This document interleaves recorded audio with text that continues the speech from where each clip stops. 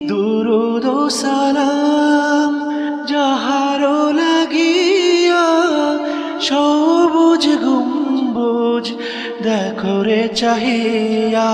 ইয়া আইয়ুহাল মুস্তাকনা বিন নূরি জামালিহি, ইয়া কাউসাইন মাহবুব রব্বিল মাশরিকাইনি। ইয়া আইয়ুহাল মুস্তাকনা বিন নূরি জামালিহি, ইয়া কাউসাইন মাহবুব রব্বিল মাশরিকাইনি। আসসালামু আলাইকুম ওয়া রাহমাতুল্লাহি ওয়া বারাকাতুহু।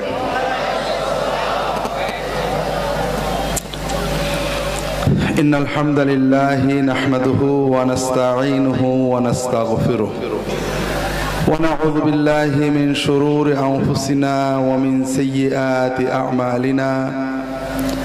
মান ইয়াহদিল্লাহু ফালা মুদিল্লা লাহু ওয়া মান ইউদ্লিলহু ফালা হাদিয়া লাহু। وأشهد أن لا إله إلا الله وحده لا شريك له وأشهد أن محمدا عبده ورسوله صلى الله عليه وعلى آله وأصحابه وبارك وسلم أما بعد আমরা আল্লাহ তাআলা দরবারে শুকরিয়া জানাই যে আল্লাহ তাআলা আমাদেরকে এই সুন্দর মাহফিলে সেমিনারে উপস্থিত হওয়ার তৌফিক দিয়েছেন, আলহামদুলিল্লাহ। আমার আপনাদের সভাপতি সাহেব গতকাল বললেন যে আমাদের আলোচ্য বিষয় হলো দাওয়াত। তা খুবই খুশি হলাম, দাওয়াত খাওয়াও আরামের। আমিও হুজুর মানুষ, সভাপতি সাহেব মৌলানা মানুষ, তা কি করে আপনারা আমাদের দাওয়াত খাওয়াবেন এই বিষয়ে আলোচনা করা হবে নাকি বলেন? হ্যাঁ, কি করে আপনারা আমাদের দাওয়াত খাওয়াবেন এই বিষয়ে আলোচনা করতে হবে না। আমরা কি করে আল্লাহর পথে মানুষকে দাওয়াত দিতে হয়, আর কেনই বা দিতে হয়, কিসের দাওয়াত দিতে হয়, আর দিলে কি লাভ হয়, আমরা খুব অল্প সময়ে বোঝার চেষ্টা করব। তো এদিকে সেদিকে টেনে টুনে আমরা কিছু কথা বলার চেষ্টা করব। আমরা আল্লাহ তাআলার কাছে দোয়া করি যে কথাগুলো বললে শুনলে আল্লাহ তাআলা খুশি হন, যে কথাগুলো আমাদের দুনিয়ার জীবনে আমাদের আখিরাতের জীবনে কাজে লাগে, সেই কথাগুলো বলার শোনার তৌফিক আল্লাহ তাআলা আমাদের দান করুন, আমিন। ভাইরা, আমরা হয়তো মনে করি যে আল্লাহর হুকুম মানলে আখিরাতে পাওয়া যাবে, তো কথাটা কিন্তু ওই রকম না।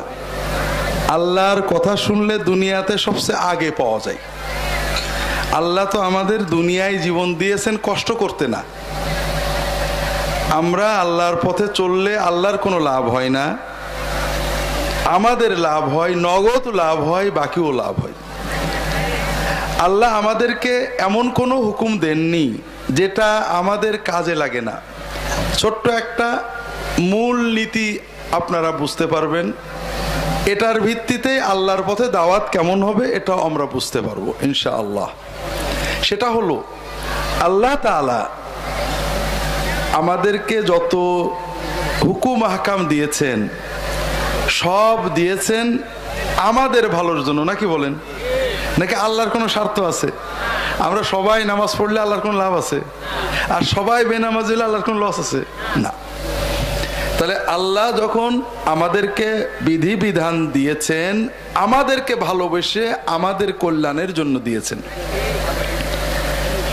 আমাদের রাসূল সাল্লাল্লাহু আলাইহি ওয়াসাল্লাম তিনি যখন আল্লাহর হুকুম আহকাম নিয়ম কানুন আমাদের শিখিয়েছেন, উম্মতের ভালোবেসে শিখিয়েছেন, তার কোনো স্বার্থ দেখেননি। দেখেছেন নাকি?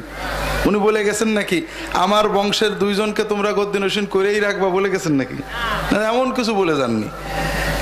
আমাদের ভালোর জন্য তিনি আল্লাহর বিধানগুলো আমাদের শিখিয়ে গিয়েছেন। তাহলে আল্লাহ এবং তার রাসূল যত কিছু আমাদের শিখিয়েছেন সব আমাদের স্বার্থ। আর আমরা উলামায়ে কেরাম, আমি একজন ক্ষুদ্র আলেম এবং অন্যান্য আলেম উলামা, পীর মাশায়েখ, বুজুর্গ, ইমাম, হাজি, গাজী, আমরা যখন আপনাদের কিছু বলি আমরাও আপনাদের ভালোর জন্যই বলি, তবে আমাদেরও কিছু কিছু স্বার্থ থাকে। কি থাকে? আমরা তো আর নবীর মতো নিঃস্বার্থ হতে পারি না। অনেকে হয়তো পারে, আমি ব্যক্তিগতভাবে পারি না। এই জন্য আমি কয়েকটা উদাহরণ দিচ্ছি। যে আল্লাহ এবং তার রাসূলের হুকুম কেমন আর আমাদের নিয়ম নীতিগুলো কেমন। যেমন আল্লাহ এবং তার রাসূল আলাইহিস সালাতু ওয়াস সালাম আমাদেরকে শিখিয়েছেন স্বামী স্ত্রী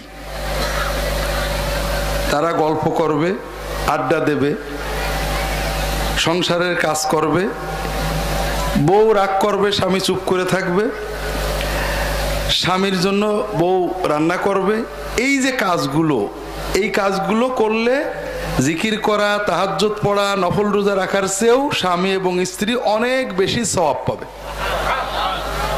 আপনি বোঝেন, আল্লাহ তাআলা কোরআন কারিমে পরিবারের বউ ছেলে মেয়ের শান্তিটাকে ইমামদের মুত্তাকিদের নেতা হওয়ার মানদণ্ড বানিয়েছেন। রব্বানা হাবলানা মিন আজওয়াজিনা ওয়া যুররিয়াতিনা কুররাতা আয়ুন ওয়াজআলনা লিল মুত্তাকিনা ইমামা। কিন্তু আমরা যখন ওয়াজ করি সাধারণত খুব কম সময় স্বামী স্ত্রীর প্রয়োজনীয়তা, পরস্পরের দায়িত্ব অথবা তাদের গভীর সম্পর্কের যে ইবাদত, এগুলো বলি না। আমি এসে ফুরফুরা হুজুরের মুরিদ হওয়ার কথা বলি, আরেকজন আরেক হুজুরের মুরিদ হওয়ার কথা বলে, আরেকজন আরেক দলের কথা বলে, আরেকজন খানকার কথা বলে, একজন জিকিরির কথা বলে, ঠিক না বেঠিক ভাই? তাহলে আমরা ভালো কথাই বলি, তবে প্রত্যেক ভালোর সাথে আমাদের কিছু কিছু আছে মনে হয়। আর আল্লাহ এবং তার রাসূল যেটাকে গুরুত্ব দিয়েছেন এটা আমাদের কথার ভিতর থেকে অনেক সময় সরে যায়। আমরা আল্লাহ এবং তার রাসূল সাল্লাল্লাহু আলাইহি সাল্লামের নির্দেশে যদি চলি তাহলে আমাদের নিজেদের লাভ হবে এবং আমাদের দাওয়াত ইলাল্লাহ, আল্লাহর পথের দাওয়াতটাও যদি তাদের মানদণ্ডে হয় তাহলে আমরা লাভবান হব। তাহলে আমরা প্রথমে বোঝার চেষ্টা করি যে আল্লাহর পথে দাওয়াত এটার লাভ কি। আগে লাভ বুঝতে হয়, নাকি বলেন? লাভ বুঝতে হয় না? লাভ ছাড়া আমরা কেউ কাম করতে চাই না। আল্লাহ তাআলা কোরআন কারিমে বারবার আল্লাহর পথে দাওয়াত দেওয়ার কথা বলেছেন এবং আল্লাহ রাসূল সাল্লাল্লাহু আলাইহি ওয়াসাল্লাম আমাদেরকে এটা শিখিয়েছেন। আমরা কয়েকটা জিনিস বোঝার চেষ্টা করব। একটা হলো আল্লাহ তাআলার পথে দাওয়াত দিলে আমাদের কি লাভ, আর এটা কত সহজ কাজ। আপনি রাস্তা দিয়ে হেঁটে চলেছেন, বাজারে যাচ্ছেন, আপনাদের এই ডাঙ্গাপাড়া বাজার আছে না, আপনারা আসেন না? আসতে যাইতে অনেক মানুষের সাথে দেখা হয় না? দোকানদার দোকানে বসে থাকেন, এরকম ঘটে না? কোনো মানুষকে যদি আপনি একটা ছোট্ট ভালো কথা বলেন, মাগরিবের আজান হয়েছে, ইশার আজান হয়েছে, আপনি নামাজে যাচ্ছেন, ভাই চলো না ভাই। অথবা একটা মানুষ বিড়ি খাচ্ছে অথবা কোনো অন্যায় কাজ করছে, ভাই এটা করো না ভাই, আল্লাহ নারাজ হবে। আপনার মুখ দিয়ে যে কোনো একটা ভালো কথা, এমনকি একটা মানুষ রাস্তা দিয়ে যাবে তাকে পথটা বলে দেওয়া, একটা মানুষ গরুটা চলে যাচ্ছে অথবা খন্দ খেয়ে যাচ্ছে, ফসল নষ্ট করছে, ডেকে তাকে বলে দেওয়া, এই কাজগুলোও কিন্তু আল্লাহর পথে দাওয়াতের অংশ। আমি যখন মুখ দিয়ে একটা শব্দ বের করব, একটা ভালো কথা অথবা একটা খারাপ কথা থেকে নিষেধ করব, আল্লাহ রাসূল সাল্লাল্লাহু আলাইহি ওয়াসাল্লাম বলছেন, আমরুম বিল মারুফি সাদাকা ওয়া নাহয়ুন আনিল মুনকারি সাদাকা। আপনি যখন রাস্তায় চলতে, হাঁটতে, বসতে, চায়ের দোকানে, যে কোনো পরিস্থিতিতে একজন মানুষকে ছোট্ট একটা বাক্য ভালো কথা বলেন অথবা তাকে একটা খারাপ কাজ থেকে নিষেধ করেন, সঙ্গে সঙ্গে আপনার আমলনামায় আল্লাহ তাআলা একটা বিরাট সৎকার সওয়াব লিখে দেন। আল্লাহু আকবার। আমরা সারাদিনে দুটো ছাগল সৎকা করতে পারি না, 2000 টাকা দান করতে পারি না, কিন্তু ভাই মানুষকে ভালো কথা বলা কি খুব কষ্টের কাজ? আমরা সবাই বোবা শয়তান হয়ে গেছি। আমরা যদি আমাদের আশেপাশে অগণিত মানুষ আছে যাদেরকে দুর্ভাগ্যবশত আমরা ঘৃণা করি, নামাজ পড়ে না খুব খারাপ, রোজা রাখে না খুব খারাপ, অমুক কাজ করে খুব খারাপ, কিন্তু ওই খারাপ মানুষটাকে আদর করে আপনি কি কোনোদিন একটা ভালো কথা বলেছেন? ওই খারাপ মানুষটা যে খারাপ হয়েছে এটা ওর একার কারণে হয়নি, ওর পিছনে আমাদেরও কারণ আছে। আমরা ওকে ভালো কথা বলতে ব্যর্থ হয়েছি। কথাকে বুঝতে পারছেন? প্রথম লাভ আমরা বুঝেছি, সমাজের যে কোনো মানুষকে যদি আমরা একটা ভালো কথা বলি, শুধু মুখ দিয়ে একটা কথা বলার জন্য অজু করা জরুরি না, গোসল করা জরুরি না, টুপি মাথায় দেওয়া জরুরি না, কোনো রকমের পূর্ব প্রস্তুতি জরুরি না, মৌলানা সাহেবদের ডেকে আনা জরুরি না, শুধু মুখ দিয়ে আদর করে মহব্বত করে একটা ভালো কথা বললেই নারী পুরুষ, মহিলারা মহিলাদের ভিতরে, পুরুষেরা পুরুষের ভিতরে যে কোনো একটা ভালো কথা যদি কেউ বলে, সঙ্গে সঙ্গে তার আমলনামায় আল্লাহ তাআলা বিরাট সৎকার সওয়াব লিখে দেন। 2 নম্বর হলো, যদি ওই মানুষটা আপনার ভালো কথায় প্রভাবিত হয়ে কোনো ভালো কাজ করে, তাহলে আপনার জন্য আপনার জীবনে এর চেয়ে বড় বিজনেস আর কিছুই নেই। যদি আপনার কথায় একটা মানুষ ভালো হয়, মসজিদে আসে, নামাজ পড়ে, অন্যায় কাজ ত্যাগ করে, ওই ব্যক্তি জীবনে যত নেকামল করবে, যত নামাজ পড়বে, রোজা রাখবে, হজ করবে, যাকাত দেবে, ওয়াজ মাহফিলে যাবে, ওয়াজ মাহফিল শুনবে, পিতা মাতার খেদমত করবে, সন্তানদের মানুষ করবে, ওর ওসিলায়, ওর মাধ্যমে কিয়ামত পর্যন্ত যত নেকামল দুনিয়াতে হবে, সকল নেকামলের সমান সওয়াব আপনার আমলনামায় জমা হবে। তো ভাইরা, দুনিয়াতে আমাদের দেশে বাংলাদেশে এক সময় খুব জমজমাট ছিল, এখন একটু দুর্বল। কি জন্য? MLM ব্যবসা, জানেন নাকি আপনারা? ডেস্টিনি ছিল, আরো কি কি ছিল, ছিল না? মানুষ এগুলো কেন করত? কারণ এতে কমিশন পাওয়া যায় অনেক, ঠিক না? 2টো কাস্টমার জুটাই দিতে পারলে ও যত লাভ করবে আপনি কমিশন পাবেন, এই তো। MLM ব্যবসা দুনিয়ায় না জায়েজ, অনেক ফাঁকি ঝুঁকি আছে, কিন্তু আল্লাহ তাআলার সাথে MLM ব্যবসা হলো মানুষকে আল্লাহর পথে দাওয়াত দেওয়া। আর এখানে কোনো 5% 10% কমিশন নেই।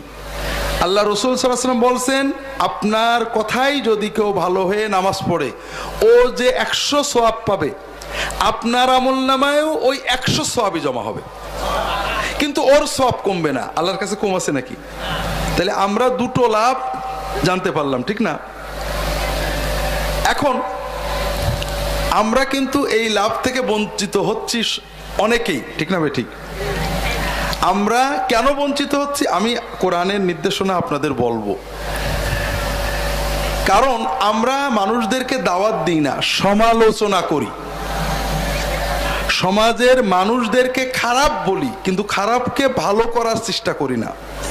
আপনাদের বলছি, প্রতিটি খারাপ মানুষের ভিতরে অবশ্যই অবশ্যই কিছু ভালো জিনিস আছে। আপনি তার খারাপকে বড় না করে ভালোটাকে পানি দেন, দেখবেন ভালোটা আস্তে আস্তে গাছ হয়ে যাবে। কিন্তু আমরা কি করি? আমরা মানুষদেরকে যদি নামাজ পড়তে বলিও, তুই নামাজ পড়ে কিসের মুসলমান, নামাজ পড়ে না কাফের, এরকমই তো দাওয়াত দেন আপনারা, ঠিক না? এই দাওয়াতে কেউ নামাজ পড়বে না ঝগড়া করবে? ঝগড়া করবে। কিন্তু আপনি যদি বলতেন, ভাই তুমি মুসলমান, আল্লাহ নামাজ তোমার উপকার হবে, আল্লাহ নামাজের সেজদায় তোমার দোয়া কবুল করবে, আল্লাহ বরকত দেবে, চলো না ভাই নামাজ পড়তে যাই, তাহলে কেউ আপনাকে রাগ করতো নাকি? ও যেত অথবা যেত না, কিন্তু রাগ করতো না। এই যে ঠগে যাই, এই ঠগে যাওয়ার কারণ হলো আমাদের বিজনেসের চেতনাটা নষ্ট হয়ে গেছে। আপনাদের এলাকাতে ইন্স্যুরেন্স কোম্পানির এজেন্টরা আসে কি আসে না? আপনাদের কাছে এসে বলে যে ভাই আপনি কি কোনো ইন্স্যুরেন্স কোম্পানিতে পলিসি করেছেন বা অংশ নিয়েছেন? আপনি যদি বলেন হ্যাঁ আমি অমুক কোম্পানিতে ইন্স্যুরেন্স করেছি, তখন ও খুশি হয় না বেজার হয়? মাশাআল্লাহ, ডাঙ্গাপাড়া মানুষ খুব বুদ্ধিমান। কোন ইন্স্যুরেন্স কোম্পানির এজেন্ট যখন শোনে যে আপনি ইন্স্যুরেন্স করেছেন, তখন সে কি হয়? হ্যাঁ, কারণ সে জানে একে আর নেওয়া গেল না, এর মাধ্যমে আর আমি কমিশন পেতে পারলাম না। আপনি বিজনেস করবেন কার সাথে? আপনি যখন দেখবেন একটা লোক নামাজ পড়ে না, খুশি হবেন না বেজার হবেন? হ্যাঁ, আপনি বিজনেসের চিন্তা করলে খুশি হতে হবে। যে না, ও এখনো ইন্স্যুরেন্স করিনি, আমি এটাকে ধরে ইন্স্যুরেন্সে নিয়ে ওর কমিশনটা নেব। কথা বোঝেননি? সমাজে বেনামাজি খারাপ কাজের লোক থাকলে তো আমাদের খুশি হওয়া দরকার যে আলহামদুলিল্লাহ কাস্টমার পাইছি। কথা বোঝেননি? ইন্স্যুরেন্স কোম্পানির এজেন্ট যেমন ইন্স্যুরেন্স করেছে লোক দেখলে খুশি হয় না, হয় নাকি? বরং ইন্স্যুরেন্স করেনি লোক দেখলে খুশি হয়।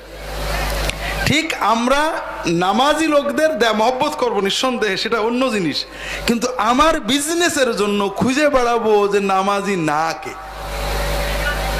নামাজ পড়ে না, রোজা রাখে না, কোরআন পড়তে পারে না, শুনলেই আমার খুশি লাগবে, কারণ কাস্টমার পেয়েছি। মাশাআল্লাহ। তাই ভাইরা, আপনার কাছে যখন ইন্স্যুরেন্স কোম্পানির কেউ আসে, আপনাকে অনেক কথা বলে, আপনি রাগ করেন, আরে বাদ দে, সব সিটার। এই রাগ শুনে কি ওই কোম্পানির এজেন্ট আপনার উপর রাগ করে? করে না? কেন? ওর রাগ বলে কিছু নেই, ওর কাদা দিয়ে বানিয়েছে আল্লাহ। ও বোর সাথে রাগ করে না? করে। ও কর্মচারীর সাথে রাগ করে না? তাও করে। তা আপনার কথায় রাখলো না কেন? মাশাআল্লাহ, স্বার্থ আছে, তার বিজনেস চিন্তা আছে যে আপনাকে যদি সে এই সবর করে একবার রাগ করে খেদাই দিলে আবার পরের দিন এসে কোন রকমে কোম্পানিতে ঢুকাতে পারে, তাহলে সে কমিশন পাবে, ঠিক না? আপনি কার সাথে বিজনেস করছেন? আল্লাহর সাথে। তাহলে আপনার ওই কাস্টমার যদি রাগ করে, আপনি কি করবেন? আপনি খুশি হবেন যে মাশাআল্লাহ, আমার আল্লাহ দেখছে, আমি রাগ সহ্য করে দাওয়াত দিচ্ছি, আমার কমিশন বাড়ছে, ঠিক না? কিন্তু দুর্ভাগ্য ভাইরা, আমরা বিজনেসের চেতনাটা ভুলে গেছি।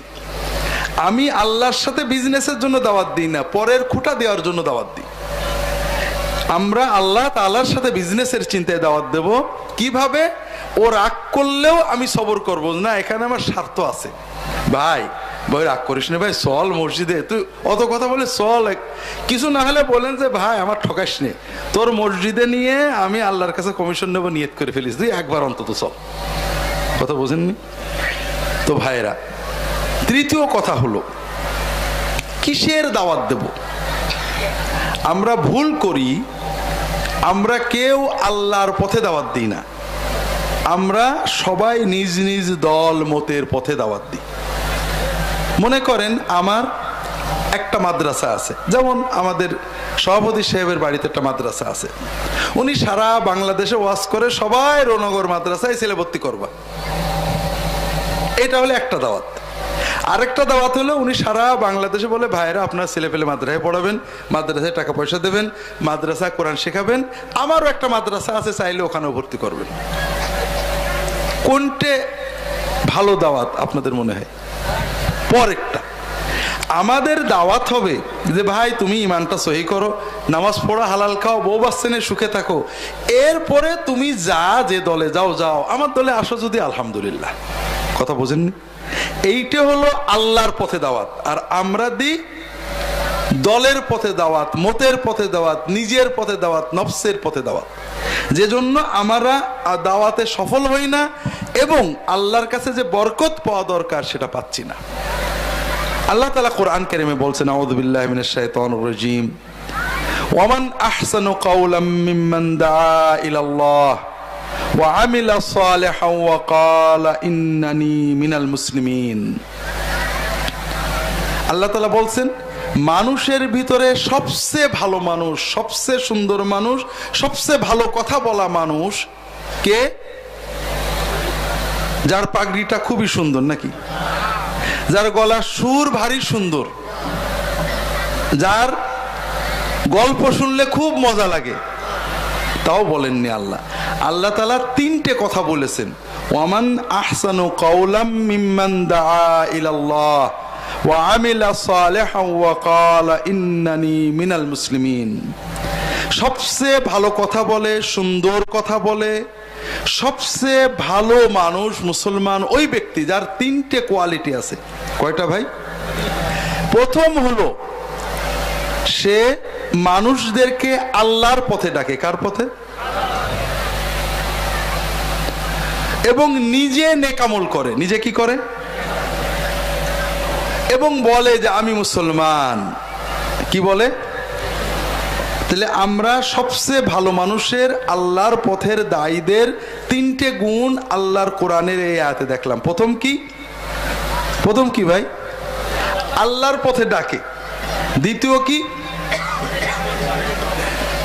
তৃতীয় হলো বলে আমি মুসলমান।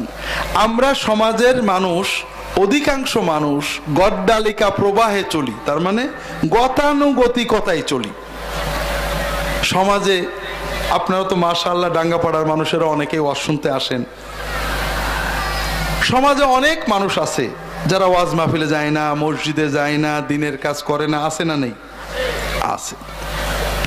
তারা নিজেদেরকে বুদ্ধিমান মনে করে, বলে এই বোকা শোকা কি ওয়াজ শুনে বেড়াচ্ছে। তারা বলে যে নগদ দেখো নগদ, বাকির চিন্তা করো না। এরকম লোক আছে না নেই? আছে না নেই? আপনাদের এই ডাঙ্গাপাড়া এলাকাতেও আছে? আছে। আচ্ছা আমাকে বলেন তো, আমরা দুনিয়ার মানুষ নগদ চান না বাকি চান? বলেন না। নগদ চান। নগদ কে চাই? পাগলে নগদ চায় না বুদ্ধিমানে নগদ চায়? আমরা দেখি। একটা চাকরি হলো আপনার, চাকরিতে বলা হলো দৈনিক হাজিরে হিসেবে বেতন নিতে পারো, প্রতিদিন যা করো হাজিরে নিয়ে যাবা, মাস্টার রোলে। অথবা মাসিক বাৎসরিক অ্যাপয়েন্টমেন্ট নিয়ে চাকরি নিতে পারো, মাস শেষে বেতন পাবা।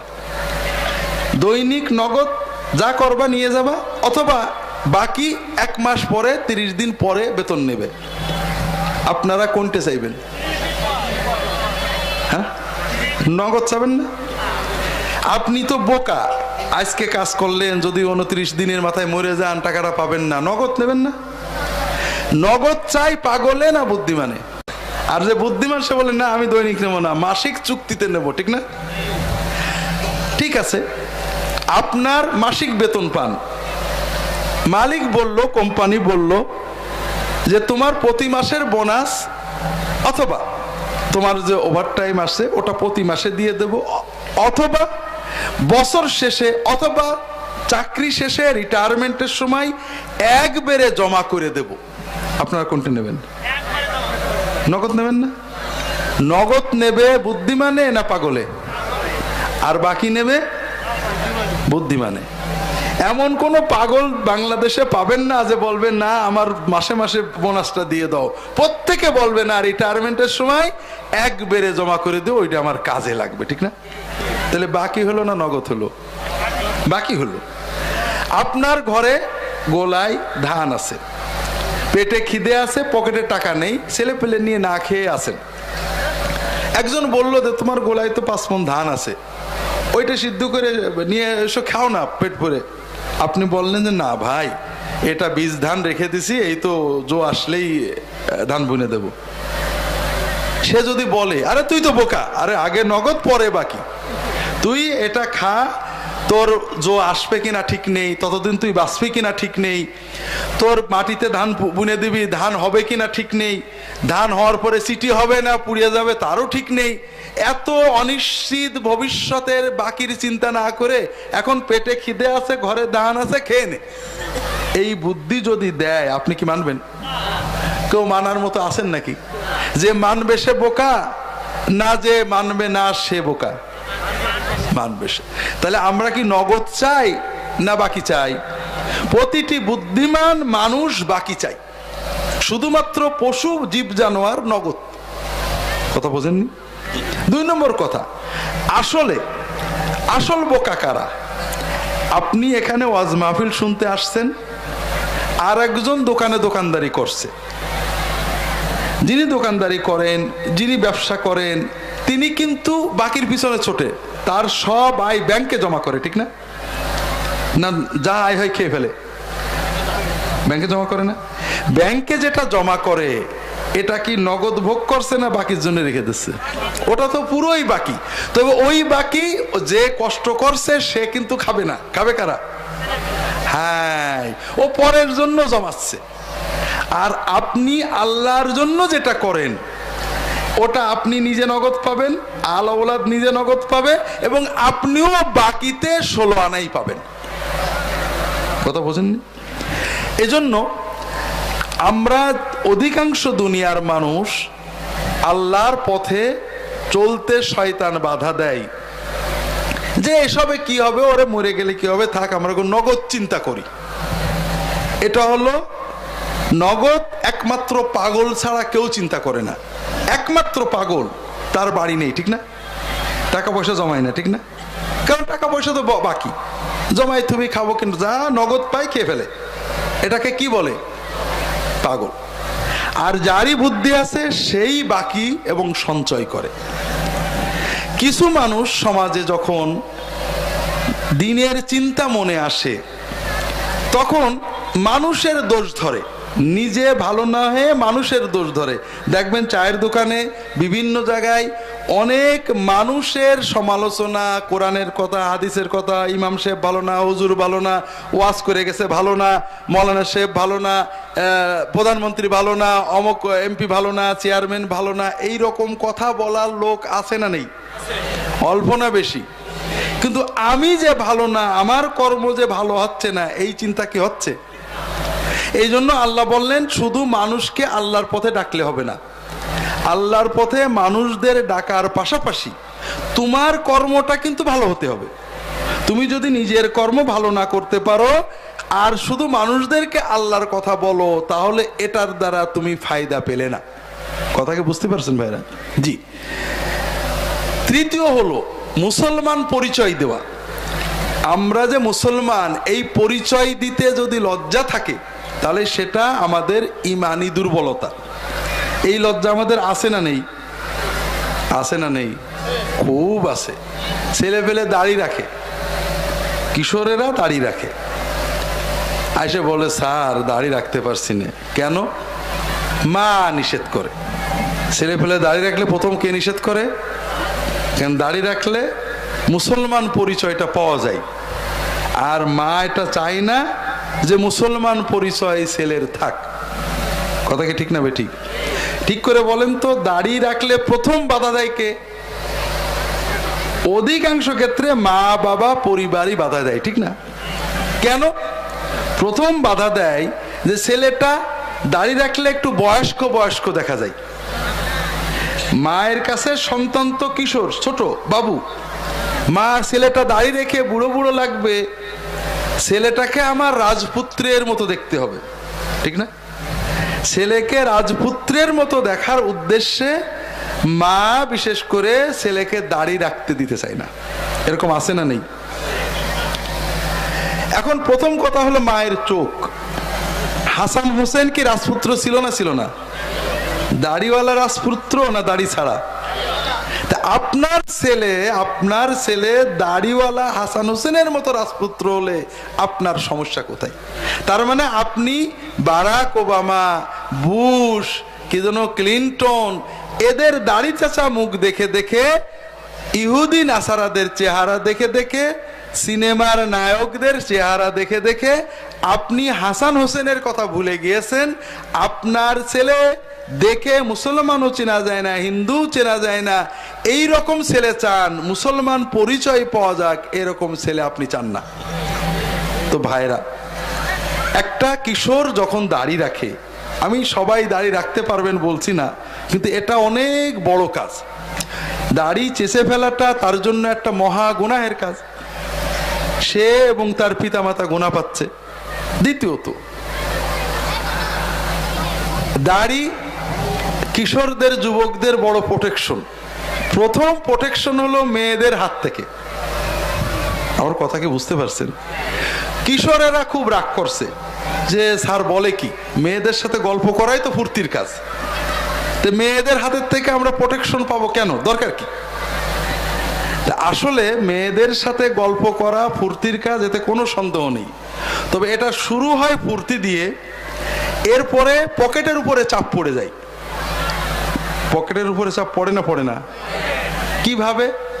মোবাইলের সিম কিনতে হয়, টাকা দিতে হয়, হাদিয়া দিতে হয়, এরপরে বাবার পকেটের উপরেও চাপ পড়ে। চাপ শুধু পকেটে থাকে না, ব্রেনের উপরে চলে যায়। লেখাপড়া হয় না, রাতের ঘুম হয় না, রাতে কথা বলতে বলতে বলতে কখন সকাল হয়ে গেছে টের পাওয়া যায় না।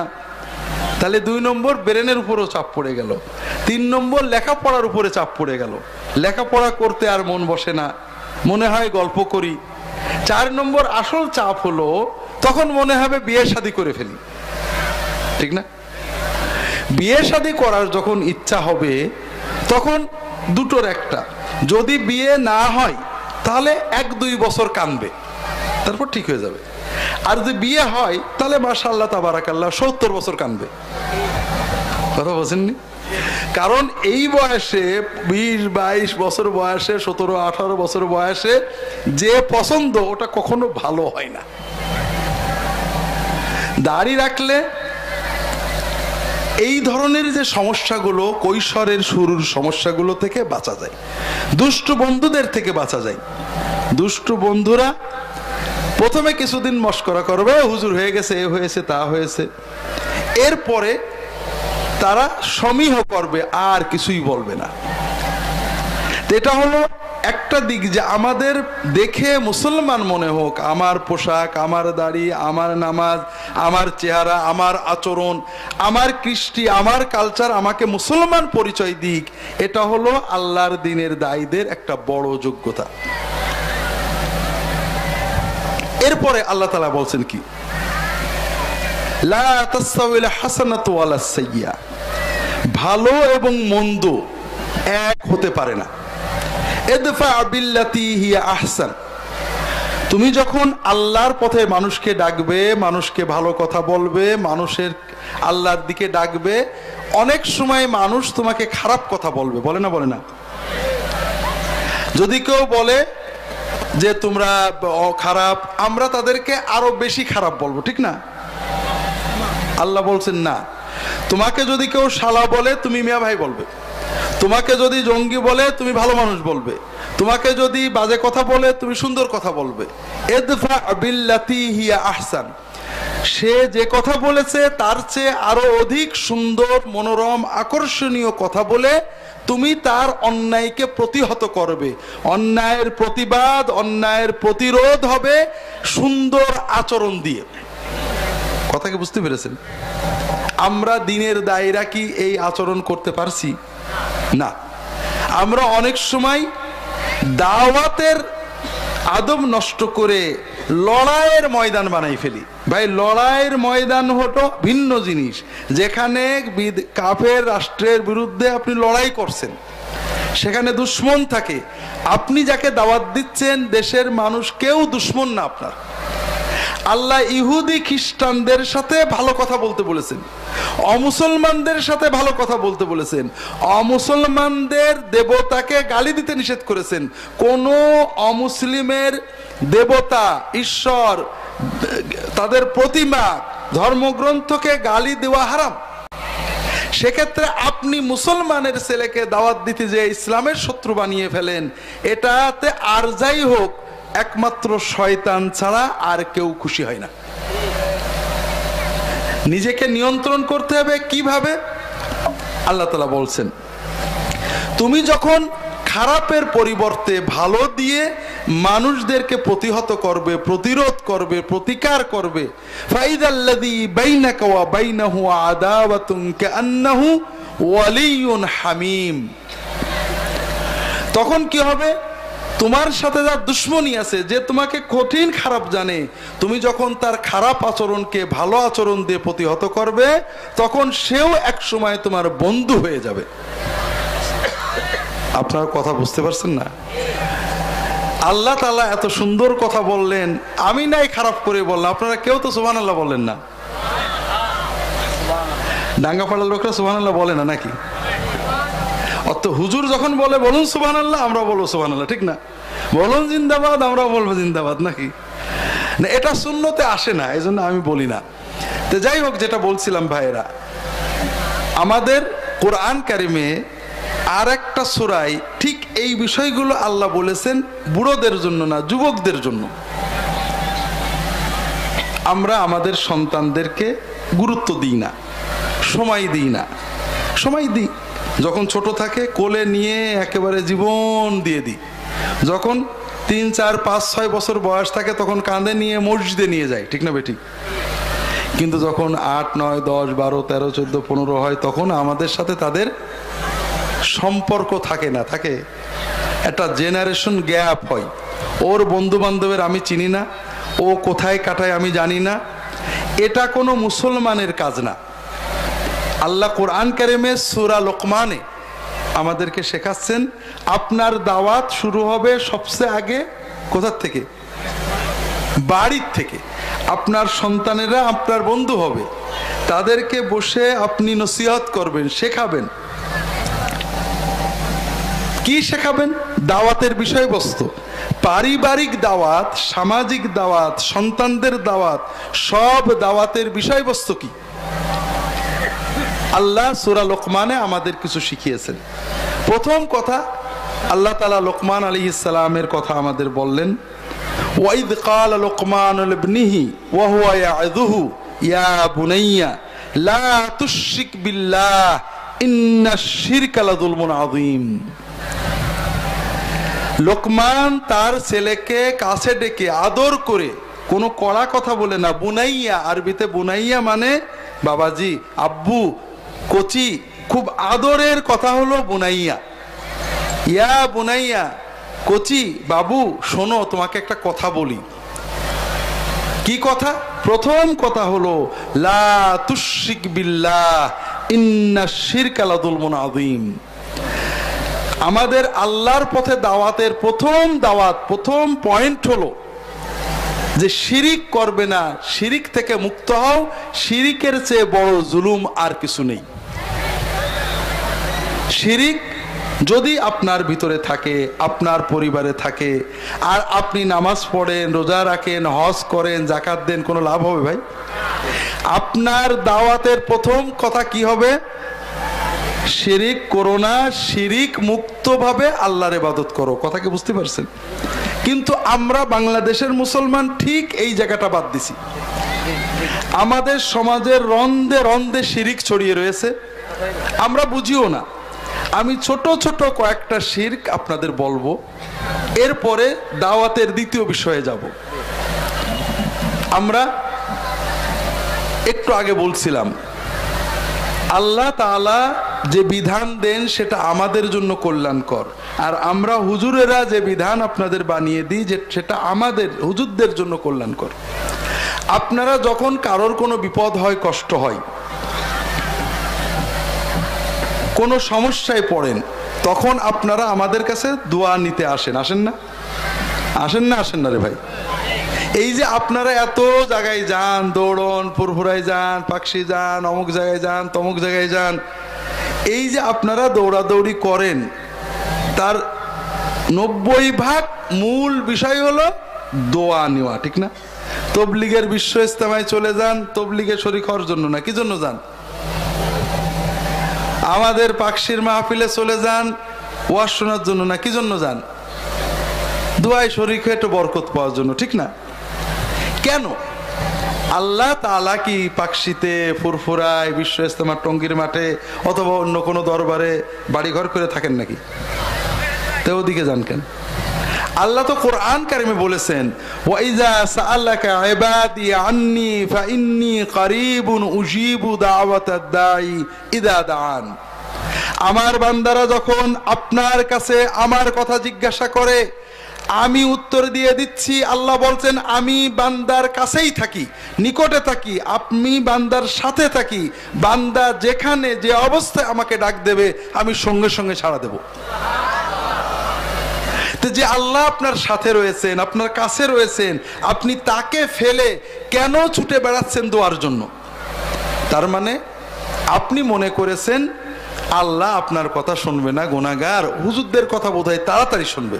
এটাই তো কথা, এই কথা তো। এটা হলো সব শিরকের মূল। কেন? ভালো করে বোঝেন। একটা ছোট্ট বাচ্চা, 2 বছরের বাচ্চা, 1.5 বছরের বাচ্চা, মা রাগ করে। বাচ্চাদেরকে বেশি রাগ করে কে বলেন তো? তার মানে বাচ্চাদের সবচেয়ে বড় দুশ্মন হলো মা।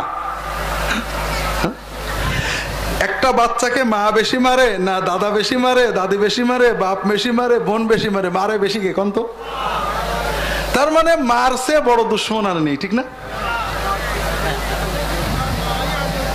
হ্যাঁ, তো এখন একটা ছোট বাচ্চা আপনাদের মতো বুদ্ধিমান, আপনারা যেমন আল্লাহর সাথে করেন ওর মার সাথে তাই করে। আমার মা খুব বদরাগী, খালি মারে, মা ভালো না। ওর যখনই দুধের কথা মনে হয়, খাওয়ার কথা মনে হয়, আদরের কথা মনে হয়, কোনো অসুবিধায় ও মার কাছে যায় না, মা তো বকা দেবে। ও আপার কাছে যায়, খালার কাছে যায়, দাদির কাছে যায়, আব্বার কাছে যায়, আব্বা দুধ খাবো, আব্বা খিদে লেগে, আব্বা একটা ও মার কাছে বলে না, ওই আব্বা দাদি খালা ওরা বলে দেয় মাকে, তারপর মা দুধ দেয়। এইরকম যদি কোনো বাচ্চা থাকে, মা কি ওই বাচ্চার পরে খুশি হয়? হ্যাঁ, খুশি হয়। ওই বাচ্চা মায়ের মাতৃত্বকে অপমান করছে, ঠিক না? মায়ের মাতৃত্বের দাবি কি? যে সন্তানের যা কিছু হবে সবচেয়ে আগে কাকে বলবে? মাকে বলবে। আপনি যখন আপনার কোনো কষ্ট, বিপদ, ব্যথা, বেদনা, চাওয়া পাওয়া আল্লাহকে আগে না বলে ছুটে বেড়ান, আপনি আল্লাহর রুবুবিয়তকে অপমান করেন। আল্লাহর রুবুবিয়তের দাবি হলো যে শুধু আল্লাহর কাছে আপনি চান, আর কারো কাছে যাবেন না। যদি কোনো সন্তান এরকম হয় না, ছোট শিশুর যে বুদ্ধি আছে আপনাদের সেই বুদ্ধি নেই। কোন সন্তান যদি মার কাছে না চেয়ে কোনো কিছু লাগলেই খালার কাছে দাদির কাছে চায়, মা কি ওই ছেলেকে ভালোবাসতে পারে? রাগ হয় না আমার? মা ভালোবাসে ঠিকই, কিন্তু খুবই কষ্ট পায় যে এই ছেলেটা আমাকে অপমান করছে, ঠিক না বেঠিক? আপনি আপনার রবকে অপমান করেন। 2 নম্বর কথা ভাইরা, আপনার জন্য কোনটি সুবিধা? আপনার রব আপনাকে ওয়াদা করেছে, আপনার মালিক কোরআনে বলেছে কোন বিপদ আপদ হইলে ওয়াস্তাঈনু বিস-সাবরি ওয়াস-সালাহ, তোমার বিপদ হোক, কষ্ট হোক, ব্যথা হোক, বেদনা হোক, যত কিছু হোক, তোমার যদি সাহায্য চাইতে হয় আল্লাহর কাছে, সবর করো এবং নামাজ পড়ো, নামাজ পড়ে আল্লাহর কাছে দোয়া করো, আল্লাহ সব বিপদ কাটিয়ে দেবে। আর আল্লাহ রাসূল সাল্লাল্লাহু আলাইহি ওয়াসাল্লাম আমাদের এটাই শিখালেন,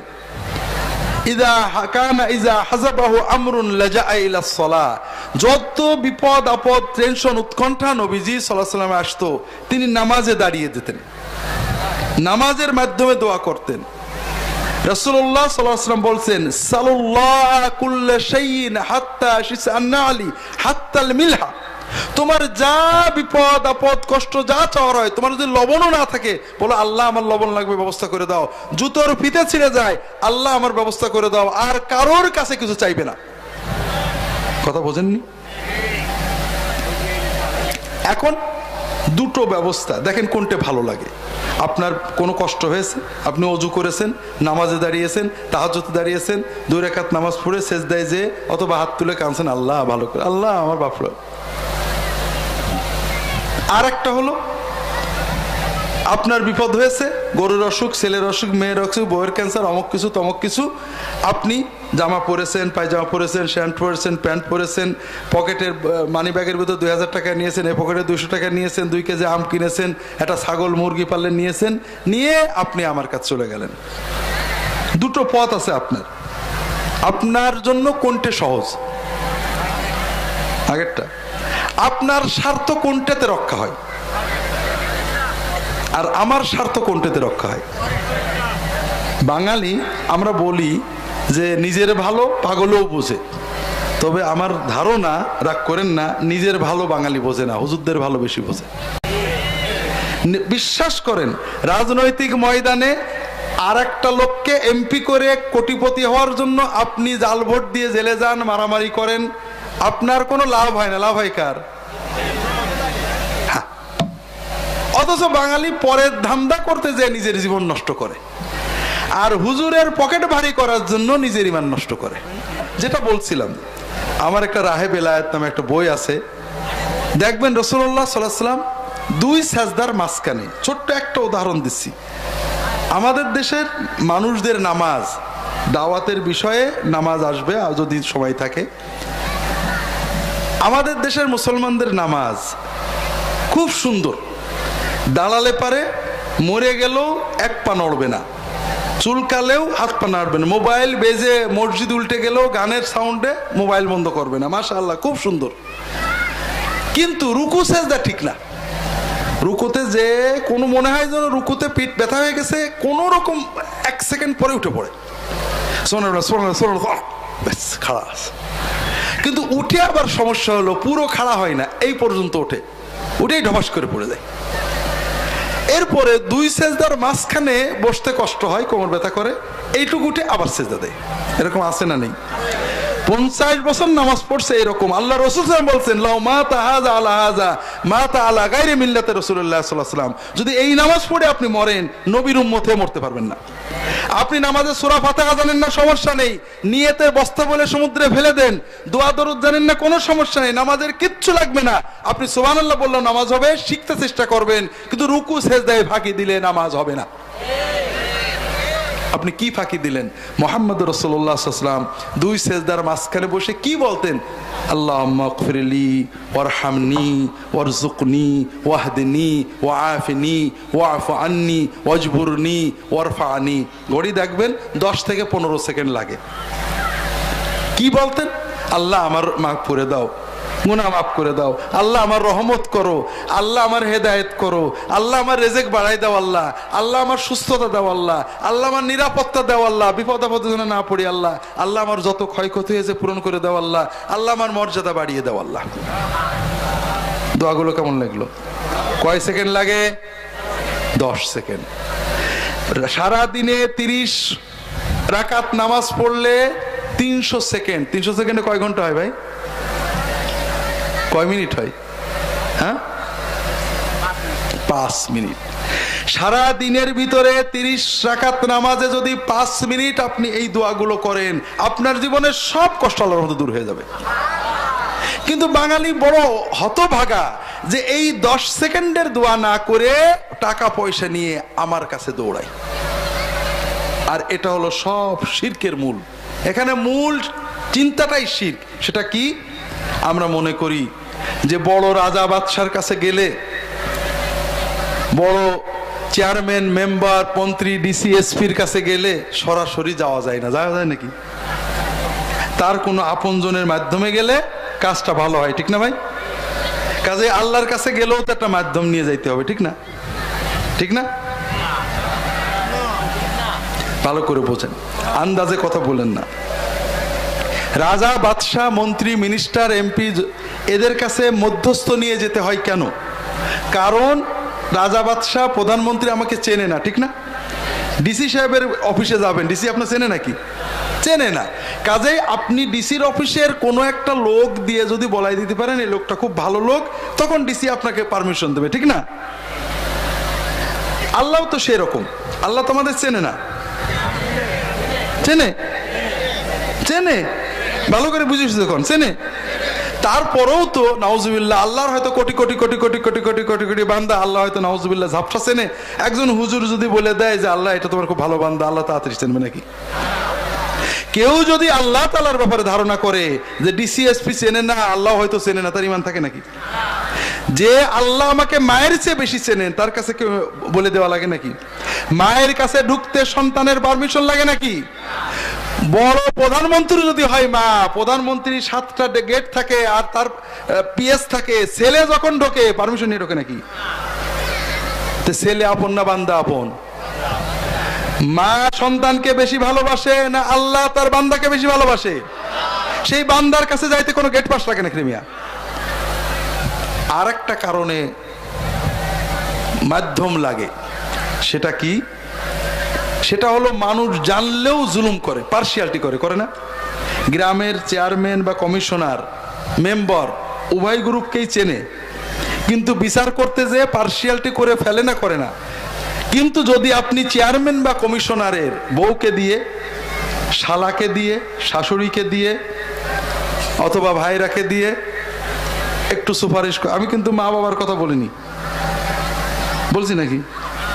বলে মুখ নষ্ট করবো নাকি? এখনকার চেয়ারম্যান মেম্বাররা কি মা বাবার কথা শুনে নাকি? বউ ভাইরা শালা এরাই তখন বেশি আপন, ঠিক না? হ্যাঁ, তো এরকম বউ ভাইরা ভাসুর কি বলে আত্মীয় স্বজন দিয়ে যদি সুপারিশ করানো যায়, দুলা ভাই আমার নিজের লোক একটু খেয়াল রেখেন, তাহলে আর পার্সিয়ালিটি করে না, ঠিক না? আমার কথা কি বুঝেছেন তো? আল্লাহ তো এরকম। আল্লাহ আমার চেনেন বটে, আল্লাহ জানেন আমার কতটুকু দোষ গুণ, আমার কি দরকার, তারপরে নাউজুবিল্লাহ আল্লাহ তো বাদ সেটা করতে পারে নাকি? কেউ যদি মনে করে দুনিয়ার মানুষের মতো আল্লাহ জালেম, পার্সিয়ালিটি করতে পারে, হুজুর বলে দিলে আল্লাহ সাইজ হবে, এই ইমান থাকে নাকি?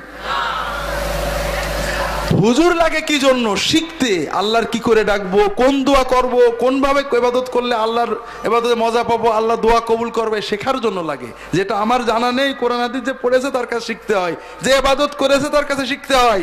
ডাকার জন্য যদি কারোর মধ্যস্থ লাগে মনে করেন, দোয়া করবেন আর এক জায়গায় যাইতে হয় মনে করেন, ইমান থাকে না। সমাজের রন্ধে রন্ধে শিরক ছড়িয়ে গেছে, আমরা সবাই শিরকের ভিতরে চলে যাচ্ছি ভাইরা। মা সন্তান 1 বছর 2 বছরের সন্তান কখনো মার সাথে কাউকে শিরিক করে না, করে নাকি?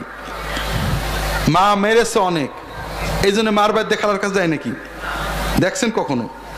ভাইরা, আমাদের বানানো সিস্টেম বোঝেন, শিরক কিভাবে আসে, অথবা বিভিন্ন রকমের কুসংস্কার। আপনি বিপদে পড়েছেন, আল্লাহ রসুল সাল্লাল্লাহু আলাইহি ওয়াসাল্লাম বলছেন দোয়া ইউনুস পড়েন, বেশি দোয়া ইউনুস পড়ে আল্লাহর কাছে কান্দেন তাহাজ্জুদে উঠে, আপনি পারতেন, কিন্তু আমি আপনার বলে দিলাম 1.25 লাখ লাগবে, 1.25 লাখ শুনেই তো আপনি শুয়ে পড়েছেন, ঠিক না? যাও তো হবে না, কি করতে হবে জানি না। আপনাদের দেশে কি নিয়ম আছে, বাংলাদেশের বিভিন্ন জায়গায় নিয়ম আছে, 40 জন আলেম ডেকে আনতে হবে, 40 জন আলেম ডেকে এনে দোয়া ইউনুস পড়ে খতম করে দোয়া করতে হবে। সেটা কেমন? দোয়া ইউনুসে আমরা কি বলি? লা ইলাহা ইল্লা আনতা সুবহানাকা ইন্নী কুনতু মিনাজ জালিমিন।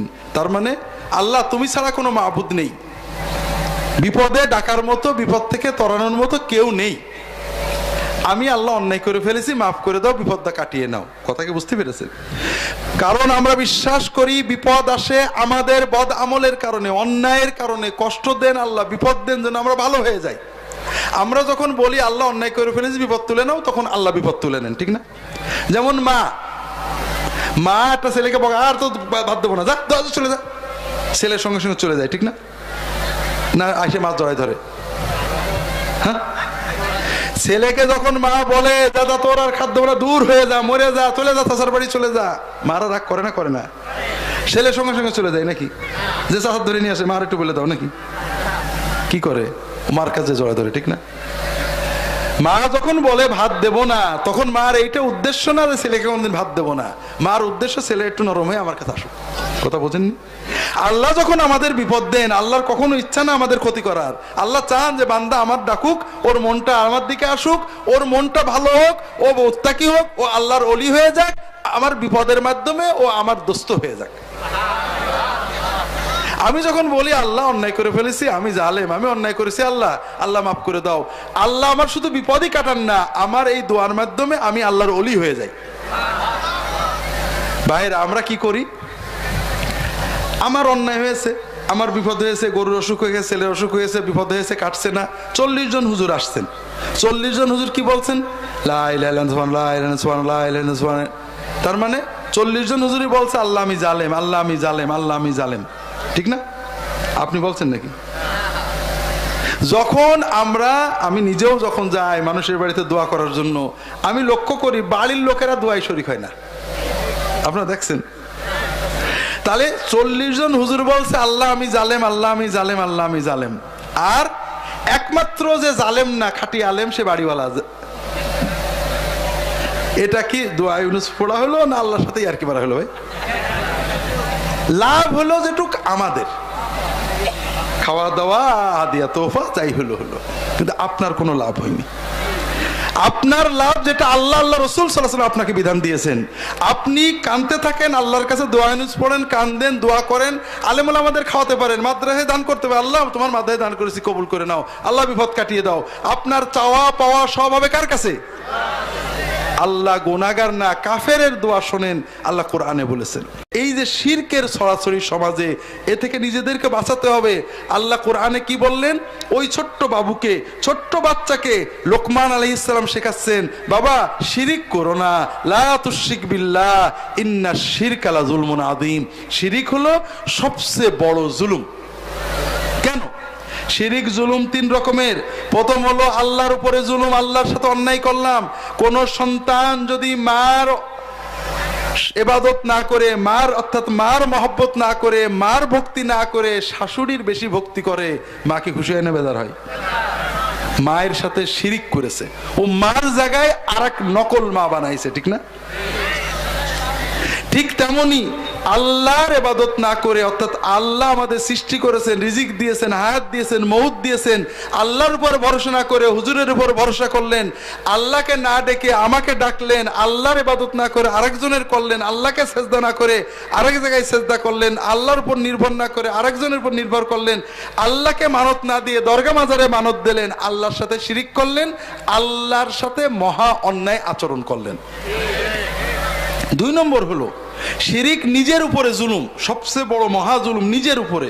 আল্লাহ কোরআন কারিমে বলেছেন, দরাবাল্লাহু মাসালান রাজুলান ফিহি শুরাকা ও মুতাশাকিসুনা ওয়া রাজুলান সালামান লিরাজুলিন হাল ইস্তাওয়ায়ানি মাসালা। একজন চাকরের একটা মালিক আর একজন চাকরের অনেক মালিক, কোন চাকর ভালো থাকবে? বুঝতে পারেননি? যারা শিরিক করে তাদের অন্তরের মালিক অনেক। ওই গাছতলার পানি, ওই বাগেরহাটের কচ্ছপের ময়লা, ওই সিলেটের কি বলে গজার মাসের ময়লা, অমুক জায়গার জিনিস অমুক জায়গায় গেলে দোয়া পাওয়া যাবে, অমুক জায়গায় বদদোয়া হয়ে যাবে, অমুকে আশীর্বাদ করবে, অমুকে বদদোয়া দিয়ে দেবে, এই চিন্তায় সারাদিন অস্থির থাকে। কথা কি বুঝতে পেরেছেন? ও নত জানু, ও সবসময় ভয়ে ভয়ে থাকে কার কাছে যে দোয়া পাওয়া যায়, কার কাছে যে বদদোয়া পাওয়া যায়। ও মানুষের হতে পারে না। আর যে একমাত্র আল্লাহর ইবাদত করে তার মনের মালিক একমাত্র কে? বিপদের মালিক কে? বিপদ কাটানোর মালিক কে? একমাত্র আল্লাহ। ওর কোনো ভয় থাকে না, বিশ্বাস করেন, তাওহীদটাকে জোরালো করেন, ইমান, মনের ভিতরে কোনো টেনশন থাকবে না। আমার ভালো, আমার মন্দ, আমার কল্যাণ, আমার অকল্যাণ মালিক কে? যে আল্লাহ আমাকে আমার মায়ের চেয়ে ভালোবাসেন, আমার কোনটা ভালো আল্লাহ আমার চেয়ে বেশি জানে। আমার চিন্তা, আমি আল্লাহর হুকুম পালন করব, আল্লাহর হুকুমটা আমি আল্লাহর কাছে চাইবো। কথা বোঝেননি? আল্লাহ যেটা দেবে আমার ভালোটাই দেবে, এতে কোনো সন্দেহ নেই। এই জন্য তাওহীদ আমাদেরকে পরিপূর্ণ মানুষ বানায়, আর শিরক আমাদের মনুষ্যত্ব নষ্ট করে। এই জন্য যারা শিরকে লিপ্ত তারা বড় একটা গাছতলা দেখলে সেখানে ঢুকে পড়ে, বড় একটা গাছতলায় দরগা বানিয়ে নেয়, যা বড় একটা যদি শোনে আর কোথাও অলৌকিক কাজ হয়েছে, অমুক নিম গাছ থেকে মিঠা পানি পড়ছে, বাপরে বাপ, বেটা বেটি ভাঙে, ঠিক না বেঠিক? ঈমান থাকলে কেউ ছোটে না। নিম গাছে মিঠা পানি কি নিম গাছের ক্ষমতা না আল্লাহর ক্ষমতা? মুসলমান বলে সুবহানাল্লাহ, আল্লাহ তুমি কত কিছু পারো, আমি তোমার কাছে যাই। আমাদের শ্বশুরবাড়ি ইন্ডিয়াতে যাওয়ার পথে বনগাই এক ভাইয়ের একটা গরুর বাছুর হয়নি, দুধ হচ্ছে। বনগাঁ হিন্দু এলাকা, হিন্দু মহিলারা আসছে, গরুর গোবর নিয়ে যাচ্ছে, ধুয়ে পানি নিয়ে যাচ্ছে, ভক্তি করছে, আর নমস্কার করে করে বলছে যে মা মা তুই আর জায়গা পেলি না মা, নেড়ের বাড়ি আসলি মা। কথা বোঝেননি?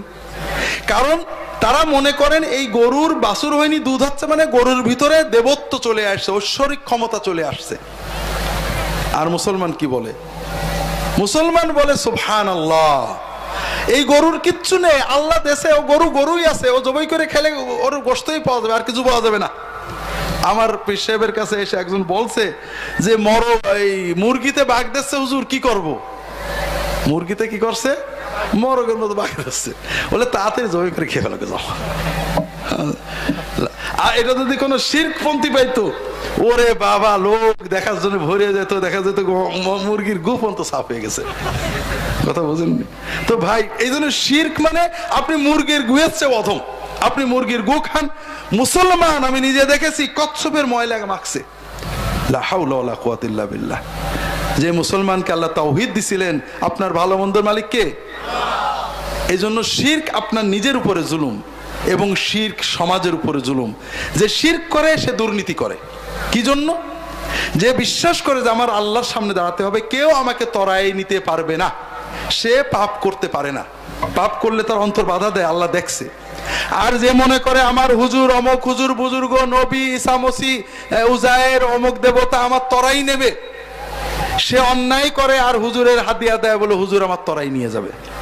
এই জন্য দেখবেন সবসময় সমাজের দুর্নীতিবাজ তারা সবসময় এই ধরনের শিরিকের ভিতরে যায়, অনেক দুর্নীতি করে, আর কোন হুজুরের কাছে কিছু হাদিয়াটে 2 কোটি টাকা মারিং করে 1 লাখ টাকা হুজুরের দিয়ে আসে। কথা বোঝেননি? সমাজের জন্য, জাতির জন্য, দেশের জন্য, বিশ্বের জন্য, ব্যক্তির জন্য সবচেয়ে বড় মহা জুলুম হলো শিরক করা। এটা হলো আল্লাহর সাথে বান্দার সম্পর্ক। এটা ইসলামী দাওয়াতের প্রথম কথা। দ্বিতীয় কথা হলো বান্দার সাথে বান্দার সম্পর্ক। লোকমান আলাইহিস সালামের পরেই বলছেন পিতামাতার কথা। আল্লাহর সাথে বান্দার সম্পর্কের পরেই ইসলামী দাওয়াতের, আপনাদের দাওয়াতের, মানুষকে যখন আল্লাহর পথে ডাকবেন তখন মূল বিষয় হবে পারিবারিক সম্পর্কের দাওয়াত। পিতামাতার অধিকার, সন্তানের অধিকার, স্ত্রীর অধিকার, স্বামীর অধিকার। পিতামাতার অধিকার সবচেয়ে বড়। আর পিতামাতার ভিতরে কার অধিকার বড়? মা, মায়ের অধিকার সবচেয়ে বড়।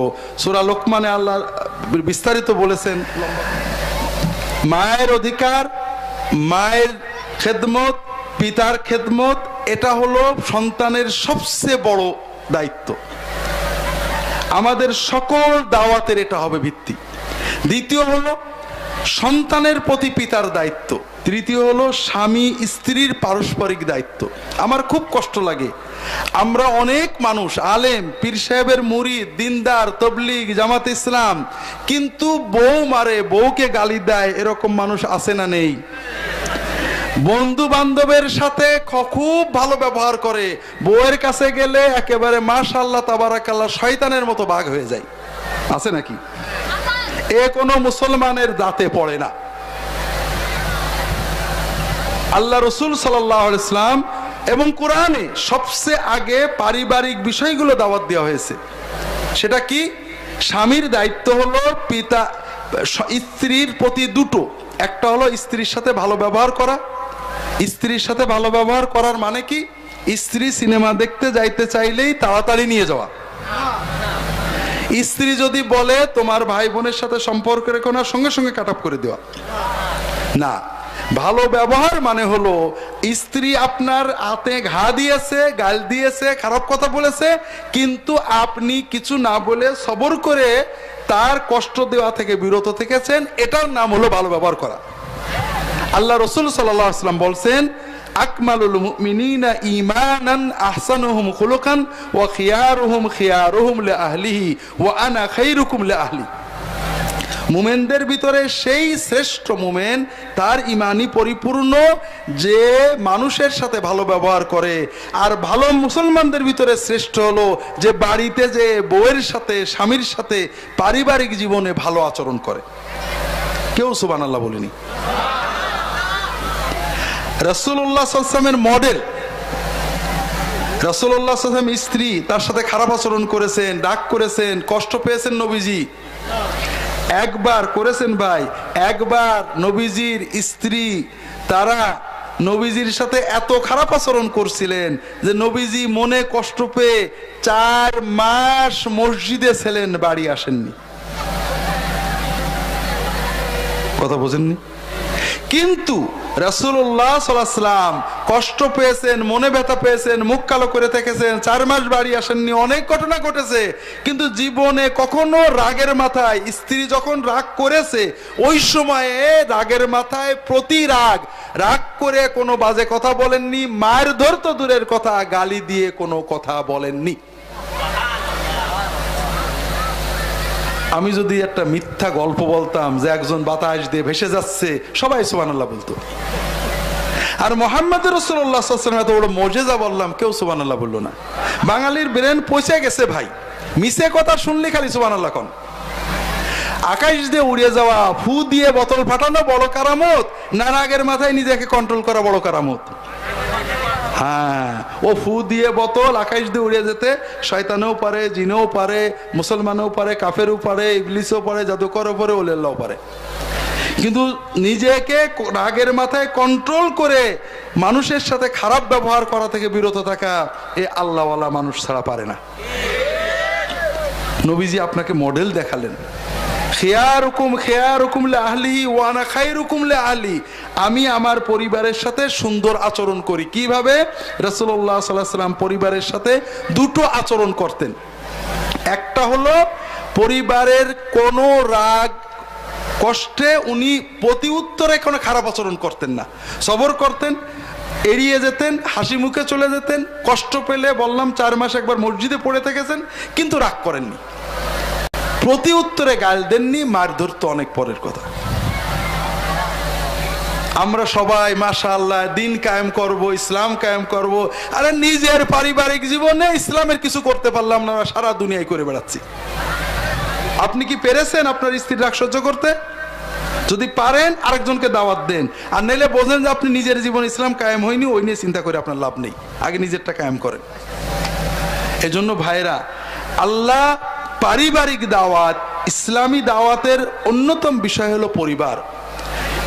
রাসূলুল্লাহ সাল্লাল্লাহু আলাইহি ওয়াসাল্লামের ভালো আচরণের আরেকটা দিক ছিল, রাসূলুল্লাহ সাল্লাল্লাহু আলাইহি ওয়াসাল্লাম যখন বাড়িতে থাকতেন নিজের কাজ বাড়িতে করতেন, নিজের জুতো নিজে সেলাই করতেন, নিজের কাপড় নিজে ধুতেন, নিজে বা পরিবারের কাজে ঘরদোর ঝাড়ু দেওয়া, রান্না বাড়া এসব কাজে স্ত্রীকে পারলে সহায়তা করতেন, এবং স্ত্রীর সাথে একসাথে খাওয়া দাওয়া করতেন, আড্ডা দিয়ে ফুর্তি করে ইয়ারকি মেরে খাওয়া দাওয়া করতেন, গ্লাস তুলে নিয়ে গালে দিয়ে দিতেন, খাবার লোকমা গালে তুলে দিতেন, স্ত্রীর সাথে খেলা করতেন, দৌড়াতেন, খেলা করতেন, পাল্লা দিতেন, স্ত্রীকে খেলা দেখাতে নিয়ে দিতেন। ডাঙ্গা পড়ার লোক কেউ সুবহানাল্লাহ কয় না। এটা হলো নবীজির মুজিজা, এর নাম হলো ইসলাম। এই ইসলাম পালন করলে আপনার পারিবারিক জীবন সুন্দর হবে, আপনার মনে শান্তি আসবে, বাচ্চাগুলো সুন্দর হবে, এবং আপনি জান্নাতেও বাচ্চাগুলো নিয়ে থাকতে পারবেন। আপনি এইটা না করে আপনি আমার পিছনে লেগে আছেন, অমুক হুজুরের পিছনে, তমুক হুজুরের অমুক জায়গায়, কিন্তু পরিবারের শান্তি করেননি। সন্তানগণের কাছে, সন্তানদের কাছে বাপ মার চেয়ে বড় দেবতা নেই। আপনি তাদের কি দিন শেখান? আপনি বোর সাথে ঝগড়া করেন, আপনি বাবা মার সাথে খারাপ ব্যবহার করেন, আর বাচ্চাগুলো ভালো আচরণ করবে, এটা আপনি আশা করেন না। কথা কি বুঝতে পারছেন? বা ছেলে মেয়ে কিছু বলে না, কিন্তু মা বাপকে গাল দিচ্ছে, এটা এত কঠিন ভাবে ওদের লাগে, বাপ মাকে গাল দিচ্ছে এত কঠিন ভাবে লাগে, আপনি কল্পনা করতে পারবেন না। ওটা ওর মনের ভিতরে খসখস লাগে, ও কাউকে বলে না, কিন্তু ও মানসিক অসুস্থ হয়ে পড়ে। যখন একটু বড় হয়, বন্ধু বান্ধবের সাথে মিশে বাড়ির সাথে মিশতে চায় না, আস্তে আস্তে খারাপ হয়েছে। যত বাচ্চা খারাপ হয়েছে, অধিকাংশ ক্ষেত্রে বাপ মার খারাপ আচরণ, পারস্পরিক খারাপ আচরণ, অথবা বাপ মার অবহেলার কারণে। তো ভাইরা, আল্লাহ রসুল সাল্লাল্লাহু আলাইহি ওয়াসাল্লাম পারিবারিক দায়িত্ব দিয়েছেন, স্বামীদের জন্য দায়িত্ব হলো ভালো আচরণ করা। ভালো আচরণের দুটো দিক, রাগ করলে সহ্য করা, আর পারিবারিক জীবনে একসাথে কাজকর্মে সহায়তা করা, খেলাধুলো করা, খাওয়া দাওয়া ইত্যাদিগুলো করা।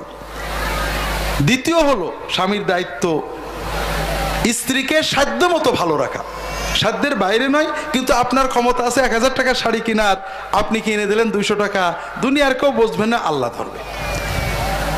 আর স্ত্রীর আল্লাহ দায়িত্ব দিয়েছেন দুটো, একটা হলো আনুগত্য করা, স্ত্রীর স্বামীর পরামর্শ, স্বামীর নির্দেশ মতো চলবেন, বিভিন্ন বিস্তারিত আছে বলা যাবে না। আর একটা হলো স্ত্রী স্বামীর প্রতি কৃতজ্ঞ থাকবেন, স্বামী আমার জন্য কষ্ট করে, স্বামী আমার জন্য উপার্জন করে, সামাজিক প্রোটেকশন দেয়, কাজেই স্বামীর ভুল হলেই তোমার কাছে কিছুই কোনোদিন পেলাম না, এই ধরনের পর্যায়ে যেন না যায়। আল্লাহ রাসূল সাল্লাল্লাহু আলাইহি ওয়াসাল্লাম বলছেন, লা ইয়ানদুরুল্লাহু ইলা ইমরাতিন লা তাশকুরু লিজাওজিহা ওয়া হিয়া লা তাস্তাগনি আনহা। একজন স্ত্রী স্বামীর মুখাপেক্ষী, স্বামী না হলে চলে না, তার অর্থনীতি, তার সমাজ, তার পারিবারিক প্রোটেকশন, স্বামী তার জন্য কষ্ট করে, অথচ তার হৃদয়ের ভিতরে স্বামীর এই কষ্টের কৃতজ্ঞতার অনুভূতি যদি না থাকে, আল্লাহ তাআলা ওই স্ত্রীর দিকে তাকান না। আর যদি না তাকান, তাহলে শবে বরাত কে নেবে? না তাকান, তাহলে দোয়া কে কবুল করবে? কাজেই এদিকে আমাদের সবাইকে খেয়াল রাখতে হবে ভাইয়েরা। তৃতীয় যে বিষয়, সূরা লোকমান এবং অন্যান্য জায়গায় আমি লম্বা আর বলতে পারবো না, দ্বীনি দাওয়াতের ক্ষেত্রে আমরা যে ভুলগুলো করি সেটা হলো বিষয়বস্তু। দ্বীনের দাওয়াত হবে আল্লাহ যেটা দিয়েছেন, তাওহীদের দাওয়াত, পিতামাতার দাওয়াত, পরিবারের দাওয়াত, নামাজের দাওয়াত, জাকাতের দাওয়াত, এগুলো হলো মূল বিষয়। হালাল খাওয়ার দাওয়াত, ইনসাফের দাওয়াত, কোরআন, এইগুলোই আছে। বাকিগুলো যেগুলো দস্তরখানের দাওয়াত, টুপির দাওয়াত, পাগড়ির দাওয়াত, আমরা এইগুলো নিয়ে আসি। কেউ রফাদাইন করার জন্য বিরাট মাহফিল করছে, কেউ রফাদাইনের বিরুদ্ধে মাহফিল করছে, কেউ মিলাদের জন্য মাহফিল করছে, কেউ মিলাদের বিপক্ষে মাহফিল করছেন। এগুলো আল্লাহর পথে দাওয়াত না, আমাদের নিজেদের নফসানিয়াত। কথাকে বুঝতে পেরেছেন? তৃতীয় বিষয় হলো, দাওয়াত নিয়ে আমরা সবচেয়ে পাগলামি করছি। সবাই আল্লাহর পথে দাওয়াত দিচ্ছেন, তবলিগ জামাত দিচ্ছেন, জামাত ইসলাম দিচ্ছেন, চরমোনাই দিচ্ছেন, বিভিন্ন পীর মাশায়েখ দিচ্ছেন, কিন্তু প্রত্যেকেই নিজেই সব, বাকি কিছুই না, এই ধরনের অবস্থায় চলে যাচ্ছেন। কারণ আমরা মূল কথা নিজের দলের দাওয়াতটাকেই দাওয়াত মনে করছি, বাকি লোক যতই কোরআন হাদিসের কথা বলুক সেটাকে দাওয়াত মনে করছি না। এই সংকীর্ণতা থেকে বাঁচতে হবে ভাইরা। বিশেষ করে আপনাদের একটা অনুরোধ করে শেষ করব, বর্তমানে সারা বাংলাদেশে খ্রিস্টান মিশনারিরা মুসলমানদেরকে দলে দলে খ্রিস্টান বানাচ্ছেন। তাদের টার্গেট 1980 সালে ঘোষণা ছিল 2015 সালের ভিতরে বাংলাদেশের জনগণের 3 ভাগের 1 ভাগ খ্রিস্টান হতে হবে। আপনারা তো খুশি তো?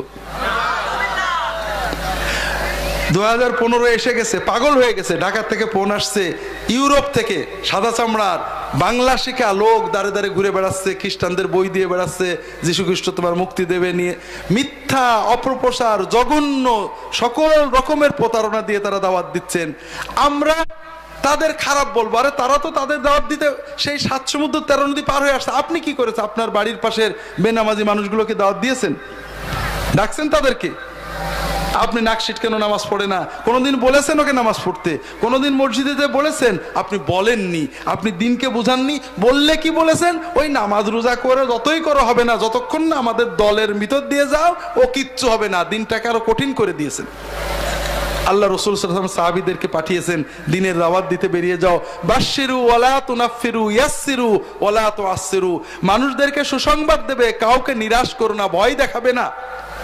কত গুনাহ করেছো, কোনো ভয় নেই, তওবা করো, সঠিকভাবে আল্লাহ মাফ করে দেবে। নামাজ পড়োনি, নামাজ শুরু করো। গুনাহ করেছো, যত করো আল্লাহ মাফ করবে। ভালো আল্লাহর সাথে সম্পর্ক করো। সব সুসংবাদ দিতে হবে। আল্লাহর রাসূল সাল্লাল্লাহু আলাইহি ওয়াসাল্লাম সুসংবাদ দিয়েছেন, কোরআন সুসংবাদ দিয়েছেন। আমরা ওয়াজ করতে গেলে মানুষের ভয় দেখিয়ে দিনটাকে কঠিন করে ফেলি। 2 নম্বর হলো ইয়াসসিরু ওয়ালা তুআসসিরু, সহজ করো। বাইরে আল্লাহর দিন সহজ, ইমানকে সহি করো, হালাল খাও, নামাজ পড়ো, বউ বাচ্চা নিয়ে সুখে সংসার করো, আল্লাহ খুশি হবে। এরপরে যতটুক পারো দিনের কাজ করো, কম বেশি তোমার যাটা আল্লাহ তৌফিক দেন।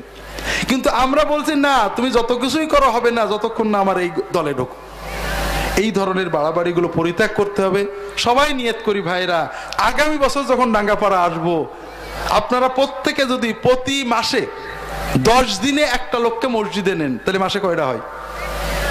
একজন লোক 10 দিন ভরে বলে কয়ে পায়ে ধরে, হাত ধরে, পাজরায় ধরে একজনকে মসজিদে নেবেন বেনামাজি, তাহলে মাসে কয়জন নিলেন? 3 জন। বছরে 36 জন। 1000 মানুষ যদি 1 বছরে 36 করে মসজিদে নেন, কত হবে? 36,000 মুসল্লি বাড়বে। বাড়বে না? আছে না এরকম 36,000 বেনামাজি? আছেন আপনার আশেপাশে? আছে। আল্লাহর কাছে এর চেয়ে বড় বিজনেস আর হবে না। আর যদি এগুলো না করে শুনে বাড়ি যেয়ে গল্প করেন যে অমুক হুজুর ভালো ওয়াজ করেছে, অমুক হুজুর বন্ধু ওয়াজ করেছে, বাইরে লাভ হবে না। কথা বুঝতে পেরেছেন? আল্লাহ তাআলা আমাদের সবাইকে তৌফিক দান করুন। আমিন।